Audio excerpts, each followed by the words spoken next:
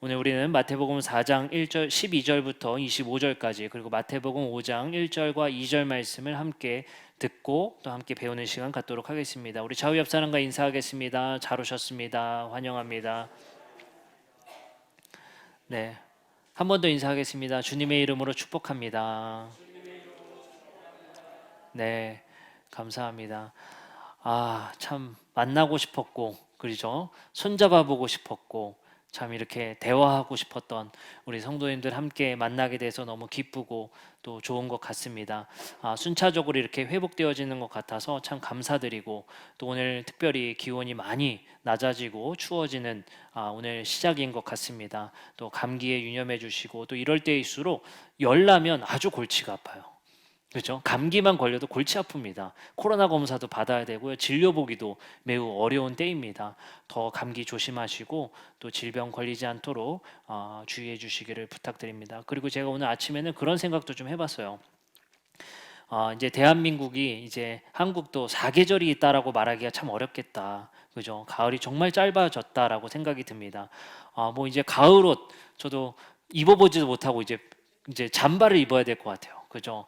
그러면서 한편으로 오늘 오면서 마음에 든 생각은 우리 자녀들 세대가 가을을 느껴보지 못하고 이 누리지 못한 이 한국을 물려주고 다음 세대에게 이런 기후를 물려준다는 것에 참 마음이 무겁기도 했습니다. 우리가 조금 더 이 기후 변화에 조금 더 관심을 가져주시고 우리가 생활 속에서 실천할 수 있는 것들을 실천해 주심을 통해서 우리 다음 세대가 맑은 공기 속에서 살아가고 또 좋은 기후 속에서 살아갈 수 있도록 우리가 함께 노력해 주셨으면 좋겠습니다. 오늘 우리는 마태복음 4장과 5장 말씀을 함께 배우도록 하겠습니다. 예수님께서는 세례 받으시고 그리고 3장 말씀을 통해서 4장 말씀을 통해서 시험 받으시는 말씀을 우리가 저번 주 말씀을 통해 배웠습니다. 예수님께서는 하나님의 아들이시면서 하나님의 사랑하는 자녀 그리고 기뻐하는 자라는 선포를 받으셨습니다. 그리고 사탄은 세 가지의 시험을 통해 예수에게 너가 하나님께 사랑받는 자임을 증명해봐라 라고 말씀하게 됩니다. 하지만 예수님께서는 그 시험들을 물리치시고 나는 굳이 너에게 증명할 필요가 없다. 그 증명하지 않아도 하나님은 나를 사랑하시는 분이며 나는 기뻐함 받는 자다라는 말씀을 하셨습니다. 오늘 우리는 마태복음 4장 12절 말씀을 통해서 예수님께서 이제 비로소 제자들을 부르시고 그리고 이제 5장 말씀을 통해서 산상수훈을 가르쳐 주시는 그 초입부를 함께 말씀을 통해 배우겠습니다. 오늘 4장 17절의 말씀에 보면 예수님께서 드디어 비로소 세례 요한의 역할이 끝나고 예수님이 등장하셔서 마치 바톤 터치하시듯이 이제 예수님이 말씀을 선포하십니다. 비로소 전파에 이르시되 회개하라 천국이 가까이 왔다. 이 말씀은 전에도 제가 말씀을 했던 것 같습니다. 여기서 회개하라는 것은 예수님이 선포하셨던 회개하라는 말씀은 너희들 거짓말했지, 뭐 잘못했지, 그거 하나님께 용서 구해 라는 회개가 아닙니다. 여기서 선포하신 예수님의 회개는 너희가 따르고 있던 것, 너희가 지배받고 있던 것, 너희가 섬기고 있던 것 이제 내려놓고 돌아서서 방향을 전환해서 내가 너희들의 왕 되었음을 고백하고 따라와라고 그 삶의 방향의 전환을 요청하는 것입니다. 놀랍게도 예수님은 회개하라. 너희들이 따를 새로운 나라의 가치가 이 땅에 왔다고 선포하시고 그 뒤에 바로 제자들을 부르십니다. 그 제자들은 바로 물고기를 잡고 있던 베드로와 안드레였습니다. 그들에게 제자를 부르실 때 어떤 마음이셨을까요? 회개하라는 것 같은 것입니다. 너희들이 지금 현재 세상의 가치대로 살고 있던 것 내려놓고 금을 내려놓고 배를 내려놓고 새로운 왕을 따라볼 준비가 되었느냐? 나를 따라와라 라고 부르신 겁니다. 그리고 나서 예수님께서는 그들에게 회개의 삶을 어떻게 살 수 있는지 5장 말씀부터 산상수훈으로 가르치십니다. 단순히 예수님은 삶의 방향을 전환해에서 그치는 것이 아니라 삶의 방향을 전환한 이들이 어떻게 살아야 하는지를 가르쳐 주십니다. 예수님께서는 이미 그들에게 새로운 가치가 이 땅에 도래했고 너희들이 살아갈 새로운 나라가 이 땅에 도래했음을 말씀하는 겁니다. 그 말은 무엇이겠습니까? 야, 얘네 세상이 변하고 있어. 그 세상의 변화를 봐봐 라고 말을 하는 거예요. 새로운 통치자가 왔어. 새로운 변화가 이 땅에 임하고 있어. 너희들 지금 그물로 물고기 잡을 때가 아니야. 진짜 인간의 본질을 찾아야 되고 사람 낚는 것이 무엇인지를 너희들에게 가르쳐 주겠어. 그러니 나를 따라와 라고 선포하신 거예요. 그렇기 때문에 예수님께서 선포하신 천국이 가까이 왔다는 것은 죽어서 가는 하늘에 있는 어떤 나라가 아니라 이미 예수님께서 가지고 오신, 이 땅에 가지고 오신 하나님의 나라가 이 땅에 도래했다는 것입니다. 그것을 누가복음 11장 20절에서 이렇게 말씀하십니다. 그러나 내가 만일 하나님의 손을 힘입어 귀신을 쫓아낸다면 하나님의 나라가 이미 너에게 임하였다. 그 말은 무엇이겠습니까? 하나님 나라는 우리가 기다리는 나라가 아니에요. 죽어서나 맛보는 나라가 아닙니다. 이미 너희에게 임하였다. 너희는 이 시대에 내가 옴을 통해서 변화를 목격하고 시대의 변화를 너희들은 발견하라는 거예요. 요즘 살아가면 그 시대의 변화가 급격하게 빨리 변하고 있다는 걸 알게 되는 것 같아요. 제가 참 좋아하는 고깃집이 있거든요. 그래서 저희 어릴 때부터 다녔던 고깃집이에요. 여러분들에게 알려주고 싶지만 비밀입니다. 그것을 자주 가는데 저희 아이들을 데리고 처음 가봤어요. 근데 저는 처음 봤습니다. 사실 기계가 이렇게 서빙하고 있는 거를 처음 봤어요. 그러니까 이제 서빙 하시던 분들은 내려놓기만 해주시면 되는 거예요. 그래서 제가 물어봤어요. 이거 어디서 이렇게 출발해서 오는 거예요? 했더니 주방에서부터 그 딱 GPS로 딱 맞춰서 그 테이블로 정확하게 배달이 되더라는 거예요. 그리고 요즘에 맥도날드 가보셨습니까? 햄버거 드시러 가보셨어요? 다 키오스크라고 해서 다 여기서 주문하게 되어져 있습니다. 기계로 주문하게 되어져 있죠. 사람을 굳이 만나지 않아도 다 겉에서 다 기계로 주문하게 되어져 있습니다. 그런 것들이 이제 너무 당연화되는 것 같아요. 옛날 같았으면 이거 불편하게 뭐 이런 걸 뒀냐고, 나는 그냥 계산하겠다고 이렇게 말할 수 있었을 텐데 지금은 이게 당연시되게 되는 거예요. 그러다 보니까 이 시대에 못 쫓아가는 노인분들이나 이런 분들은 굉장히 소외를 당할 수밖에 없습니다. 그 시대적 변화를 우리는 목격하고 있고 보고 있는 것 같아요. 옛날에 시대 변화 이런 것 정도였죠. 버스카드로 변한 거. 회수권 쓰고 토큰 쓰다가 돈 내다가 버스카드 변했을 때만 해도 야, 이거 진짜 많이 변했다 했는데 지금은 변화는 더 빠르게, 더 급격하게 변하는 것 같습니다. 아마도 예수님께서 이 땅에 오셨을 때 제자들에게 황급하게 나를 따라오라고 말씀하셨을 때는 이런 시대적 변화, 시대적 흐름을 보라고 하신 것 같아요. 이제 너희가 따랐던 대세는 끝났다는 거예요.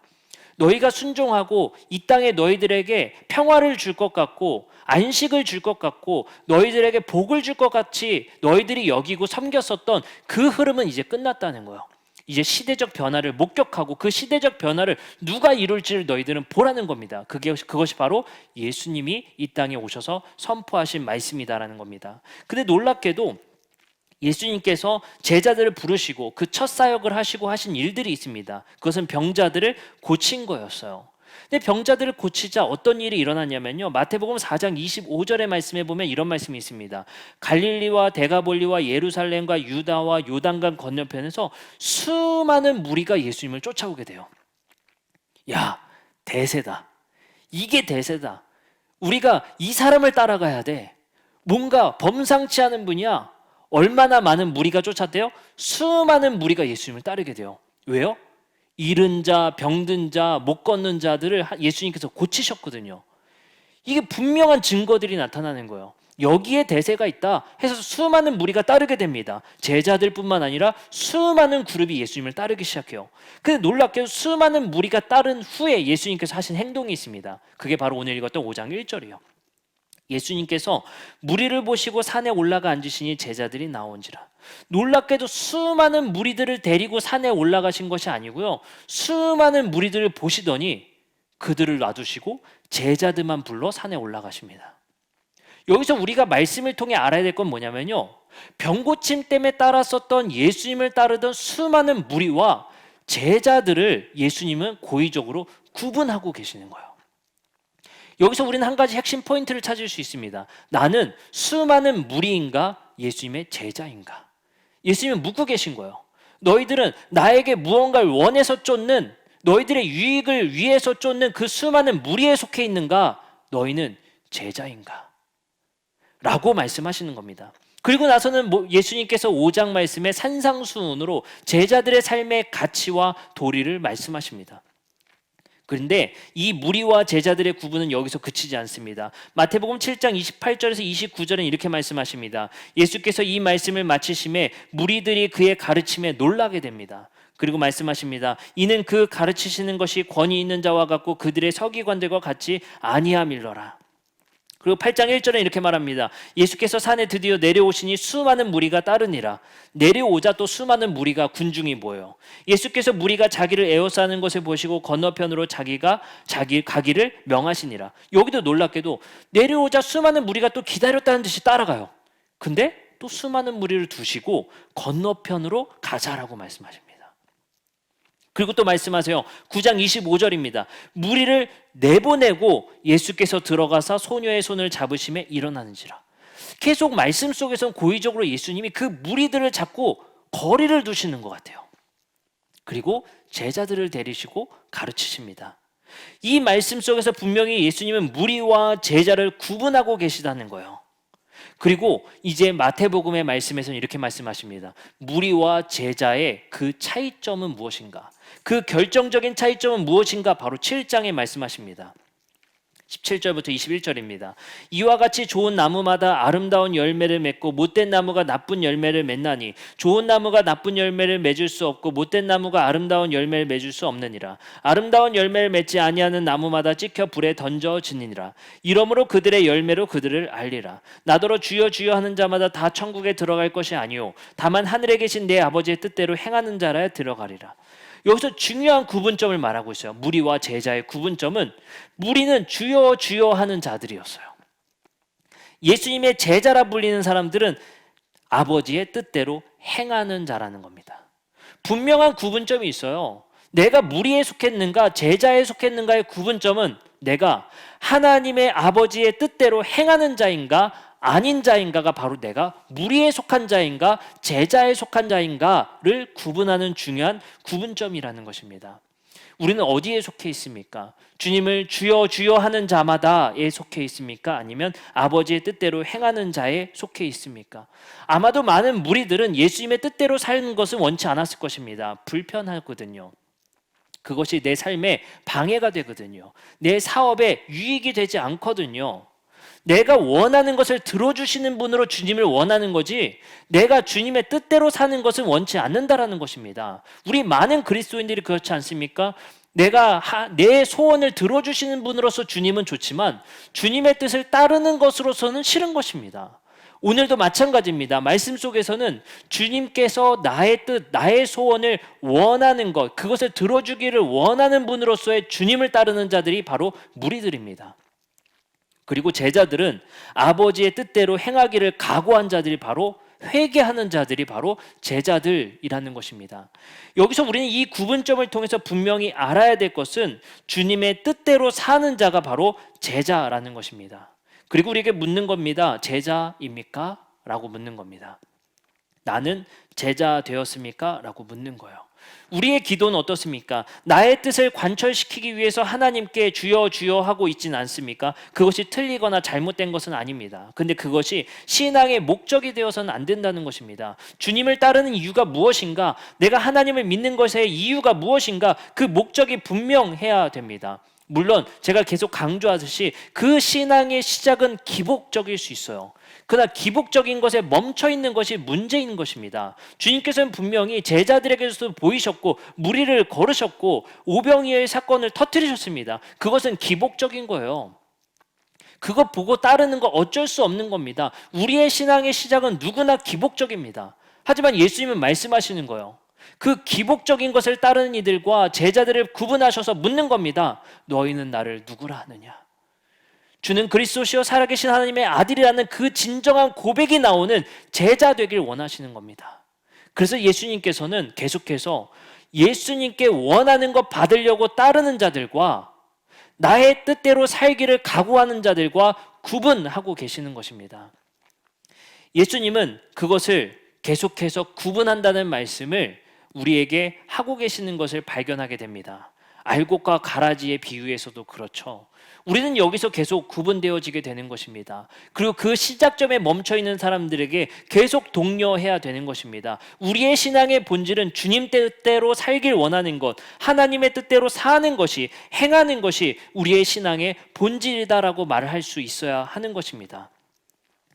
그리고 나서 예수님께서는 마태복음 5장 말씀을 통해서 중요한 가치 한 가지를 말씀하십니다. 과연 행하는 것이 무엇인가? 라는 겁니다. 하나하나 말씀하시는데 오늘은 두 가지만 여러분들과 함께 나누고자 합니다. 과연 그러면 행하는 것은 무엇인가? 어떤 행함을 말하는 것인가? 아버지의 뜻대로 하는 것은 무엇인가? 여기서 또 구분점이 있는 거예요. 무리들이 행하는 것, 야, 무리들은 아예 행하지 않는 자들이야, 저리 가. 제자들은 행하는 자들이야, 이게 아니에요. 어떤 행함인가가 또 중요한 거예요. 이렇게 말씀하십니다. 마태복음 5장 43절부터 44절의 세 번역이에요. 내 이웃을 사랑하고 내 원수를 미워하여라 하고 말한 것을 너희는 들었다. 그러나 나는 너희에게 말한다. 너희 원수를 사랑하고 너희를 박해하는 사람을 위하여 기도하여라. 여러분들, 여기서 저는 예수님의 가르침의 원리의 중요점을 우리가 찾아보게 됩니다. 뭔지 아세요? 내 이웃을 사랑하고 내 원수를 미워하여라 하고 말한 것을 너희는 들었다. 여기서 들었다는 건 무엇이겠습니까? 그 당시의 상식이라는 거예요. 여러분, 이거 상식적인 거 아닙니까? 우리의 이웃, 나에게 잘해주는 사람 도와주는 건 상식이에요. 그리고 나에게 원수된 사람들 미워하는 것, 그죠? 그거는 상식입니다. 그 예수님께서는 당시의 상식을 말씀하신 거예요. 너희도 이거 다 들은 얘기야. 초등 교육과정에서 다 들은 얘기야. 근데 나는 그 상식을 깨겠다는 거야. 우리의 행함은 단지 그냥 행하는 것으로 그치는 것이 아니라 당대의 상식을 깨는 지혜, 그것이 무엇입니까? 나는 너희에게 말한다. 너희 원수도 사랑하라. 너희를 박해하는 사람을 위하여 기도할 수 있어야 된다. 당시의 원론, 상식을 깨는 예수님은 지혜를 말씀하시고 가치를 말씀하시다는 거예요. 그 말을 거꾸로 말하면 이런 거예요. 야, 그거는 수많은 무리들도 하는 거야. 야, 그거는 바리새인들도 하는 거야. 너희들 그것 정도 하려고 부른 거 아니야. 너희는 그것을 넘어서야 돼. 우리의 행함이라는 것은 그것을 넘어서는 자들이 되어야 된다는 거예요. 세상의 상식의 윤리와 도덕의 법칙을 넘어서는 법칙이 우리에게 주어졌다는 거예요. 그리고 예수님이 말씀하십니다. 마태복음 5장 45절에 그것에 이어서 말씀하시는 것은 놀라운 충격적인 말씀하시는 거예요. 그 상식을 넘어서는 법대로 사는 자들, 그래야만 5장 45절이요. 그래야만 너희가 하늘에 계신 너희 아버지의 자녀가 될 수 있다. 충격적인 말이에요. 그래야만 너희가 하늘에 계신 너희 아버지의 자녀가 될 것이다. 아주 충격적인 말 아닙니까? 상식선에서 사는 것으로는 하나님의 자녀가 아니라는 거예요. 누구나 하는 것, 행하는 것으로는 하나님의 자녀라 일컬음 받는 게 아니라는 거예요. 하나님, 저는 주여 주여 하는 정도는 아니에요. 그래도 내가 하나님의 뜻대로 살고 있습니다. 이런 고백으로는 되는 거 아니에요. 그 행함이 어떤 행함인가? 세상의 상식의 기준을 넘어서는 법. 그거라는 거예요. 근데 이렇게 생각할 수 있는 거 아닙니까? 경찰이 있는데 불법 유턴 안 하는 건 누구나 하는 겁니다. 저도 안 해요. 근데 우리는 그 상식을 넘어서 시골길에서 아주 뺑 돌아서야 되는데 거기서 그냥 아무도 안 보이는데 유턴하지 뭐. 그쵸? 그것 안 하는 것 정도로 넘어서야 된다는 거예요. 예를 들면 경찰이 있는데 법규 지키는 건 누구나 한다는 거예요. 그러나 보이지 않는 곳에서 그 법을 지키는 그 상식 이상의 것을 너희가 해내라 라고 우리에게 말씀하시는 겁니다. 그래야만 너희가 하늘에 계신 너희 아버지의 자녀가 될 것이라고 말씀하시는 겁니다. 5장 46절에는 이어서 이렇게 말씀하십니다. 너희를 사랑하는 사람만 너희가 사랑하면 무슨 상이 있겠냐? 세리도 그만큼 하지 않느냐? 충격적인 얘기예요. 너희를 사랑하는 사람만 사랑하는 것 세리도 하고 있다. 수많은 무리들도 하고 있다. 그거는 교회 안 다니는 사람들도 하는 거야. 그 사람만 사랑하면 너희가 무슨 상이 있겠느냐라고 말씀하시는 겁니다. 여기서 우리는 한번 돌아봤으면 좋겠습니다. 구제의 대상을 우리 교회가 계속 늘리려고 하는 이유가 있어요. 우리 교회에 다니는 사람, 예수님 믿는 사람만 돕는 것, 그거는 누구나 할 수 있는 겁니다. 나와 맞는 사람들이니까. 우리 교회를 사랑하는 사람이니까.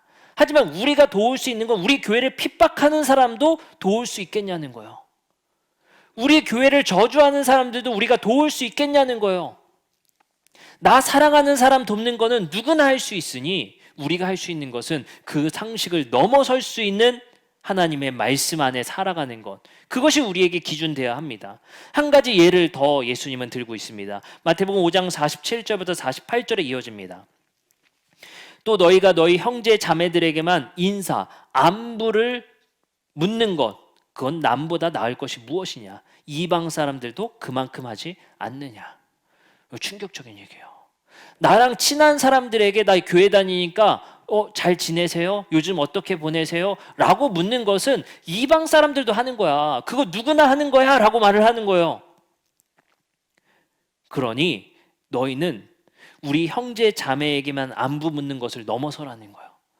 나와 피 한 방울 섞여 있지 않아도 그 사람에게 안부 묻는 것, 그 상식선을 넘어서는 것, 그 행동이 있어야만 된다는 것입니다. 그리고 48절에 이렇게 말씀하세요. 그러므로 하늘에 계신 너희 아버지께서 완전하신 것 같이 너희도 완전하여라. 그것이 바로 하나님의 자녀된 완전의 삶으로 말씀하시는 거예요. 우리는 이 땅에서 완전할 수 없습니다. 하나님처럼 될 수는 없어요. 그렇죠? 뭐 저라고 온전하겠습니까? 얼마나 많은 죄를 짓는데요. 얼마나 많은 마음의 죄를 짓는지 모릅니다. 우리는 하나님처럼 완전할 수는 없어요. 그러나 완전으로 향하기 위해서 너희들은 온전히 살아가라는 것인데 그 행함이 무엇입니까? 세상의 상식을 깨는 행동, 세상의 도덕과 윤리의 법칙을 깨는 더 높은 수준의 도덕과 윤리를 우리에게 원하신다는 것입니다. 저에게 이런 질문을 하더라고요. 제가 그 교회 목사님들 대상으로 저번 주에 강의를 했는데 우리 교회의 프로그램과 선교 정책들을 이렇게 소개하는 시간들이 있었습니다. 제가 막 소개하니까 질문이 딱 들어왔어요. 그게 어떤 질문이 있냐면 목사님 다 좋고 참 센세이션한 이런 선교 정책인 것 같아요. 그런 디테일한 정책들을 하니까 참 좋은 것 같습니다. 근데 저는 궁금한 게 목사님 교회에서 미혼모 가정을 돕는다고 하는데 미혼모는 자기가 사고를 쳐서 잘못해서 이렇게 된 건데 굳이 도와야 됩니까? 라고 저한테 묻더라고요. 그때 제가 많은 복잡한 생각이 들었습니다. 우리의 시선이 그런 거구나. 네가 잘못해서 일어난 일을 우리가 왜 도와야 되는가? 그것이 상식이에요. 그 상식을 넘어서야 되는 게 교회라고 말씀드리는 것입니다. 그 사람의 죄 때문에, 그 사람의 잘못 때문에, 그 사람이 행실 때문에 한번 넘어진 사람을 버려두는 것은 당연한 인과응보야. 너가 당해야 될 것을 당하는 거야 라고 치부해서 그 사람을 배제하는 것은 사회의 원리고 상식이에요. 네가 한 대로 되는 거야. 이것은 사회의 원리고 상식입니다. 그러나 교회는 어때야 된다는 거예요? 예수는 간음한 여인의 그 삶의 여정과 방식, 네가 왜 간음을 저질렀냐고 묻지 않으셨어요. 그를 다시 공동체의 구성원으로 부르셨던 것뿐이에요. 우리는 어때야 됩니까? 기회를 주는 곳이 돼야 돼요. 실패한 사람들에게, 넘어진 사람들에게, 실수한 사람들에게 기회를 줄 수 있어야 되는 거예요. 그게 세상의 상식을 넘어서는 새로운 상식을 우리는 발현하는 것이고 새로운 상식을 가진 사람들이 바로 우리 그리스도인들인 것입니다. 우리에게 계속 물을 수 있어요. 목사님, 교회가 왜 그걸 해요? 목사님, 그 민주주의 하는 거랑 우리 교회랑 무슨 상관이에요? 실제로 나온 이런 의견들이 있었어요. 그 아프가니스탄 지금 현재도 체류 중에 있습니다. 한국 협력자들이었다고 하죠. 제가 실제로 본 거예요. 이걸 실제로. 어느 교회에서 꽤 큰 그 금액을 해서 그 운동복을 이렇게 보내드렸나 봐요. 그곳에 참 좋다 해서 제가 기사를 읽었어요. 근데 그 댓글에 이렇게 달려 있더라고요. 목사님, 근데 회교도들에게 그런 걸 돕는 게 말이 됩니까? 그들은 분명히 한국에서 이슬람 포교를 할 사람들입니다. 그걸 돕는 게 말이 됩니까? 저는 거기서 충격을 받았어요. 이게 목회자들의 상식이구나. 이게 우리들이 갖고 있던 상식의 범주구나. 예수님이라면 어떻게 하셨을까를 묻는 게 상식을 넘어서는 방법이에요. 그래서 우리는 삶 속에서 계속 물어야 됩니다. 나라면 어떻게 했을까가 아니에요. 저 현인이라면 어떻게 했을까가 아니에요. 예수님이라면 어떻게 하셨을까? 예수님이라면 어떻게 하셨을까? 이슬람 사람이라고 해서 손을 뿌리쳤을까? 그 사람 죄 때문에, 그 사람 잘못 때문에, 그 사람 실수 때문에 넘어진 사람을 예수님은 손을 뿌리치셨을까? 예수님의 관점에서 우리는 그 자리에서 물을 수 있어야 되는 거예요. 그게 상식을 넘어설 수 있는 우리의 삶의 법칙이 돼야 됩니다. 예수님께서는 그래서 마지막으로 이렇게 말씀하십니다. 마태복음 5장 20절입니다. 내가 너희에게 이르노니 너희 의가 서기관과 바리새인보다 더 낫지 못하면 결코 천국에 들어가지 못하리라. 우리의 윤리와 도덕과 상식은 어디에 멈춰 있습니까?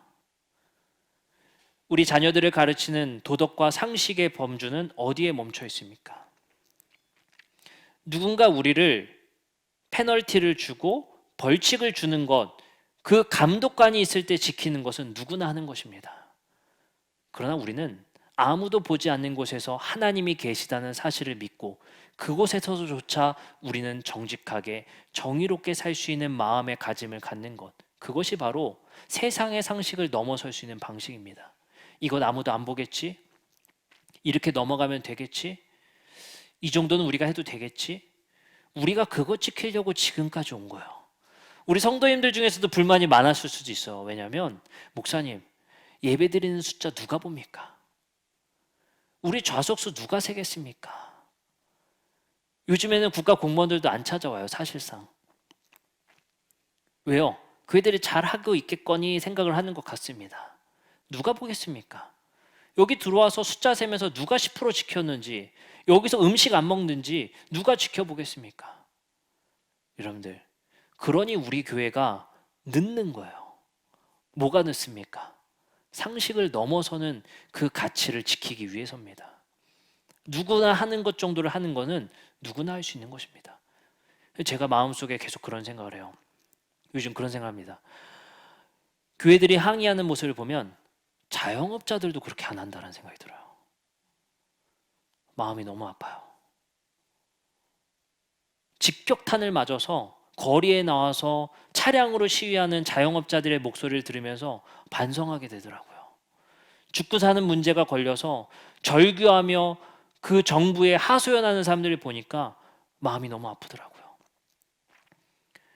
근데 거기에 더 이기적으로 이게 뭡니까? 라고 외치고 있는 우리의 모습을 보면서 야, 우리가 그 사람들보다도 못했구나라는 생각이 들더라고요. 얼마나 우리가 이기적이었는가라는 생각이 들더라고요.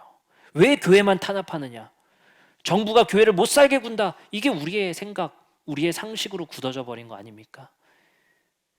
근데 우리가 하나님을 믿는 자라면 이런 생각을 계속했으면 좋겠어요. 예수님이라면 어떻게 하셨는가? 예수님은 우리에게 말씀하시는 겁니다. 교회가 이웃을 지켜야 하는 것이다. 우리가 지금 우리에게 이렇게 한 사람들도 사랑하자. 그래서 우리가 보건소를 돕고 있는 겁니다. 국가기관 아닙니까? 우리를 이렇게 예배드리기 못하게 한 그 사람들 아닙니까? 세상 사람들이 말하기로는 그 사람들에게 사랑을 베풀자는 겁니다. 그것이 바로 우리가 사랑하는 사람만 사랑하는 것이 아니라 누구나 할 수 있는 사랑을 하는 것이 아니라 우리를 골칫덩어리로 생각하고 있는 사람들도 사랑합시다. 그리고 우리 안부 묻는 것, 우리 친한 사람들만 묻는 것이 아니라 나를 좀 싫어하는 것 같은데? 라고 생각하는 사람들에게도 안부를 물어봤으면 좋겠습니다. 불편한 사람들에게 연락하는 거 너무 어렵죠.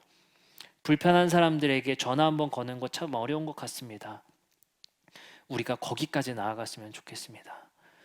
우리의 상식과 우리가 하는 도덕의 법칙들이 세상의 상식과 원리를 넘어서는 예수님이라면 어떻게 하셨을까를 고민할 수 있는 우리 더드림교회 성도님들 모두가 되시기를 주님의 이름으로 축복합니다. 기도하시겠습니다.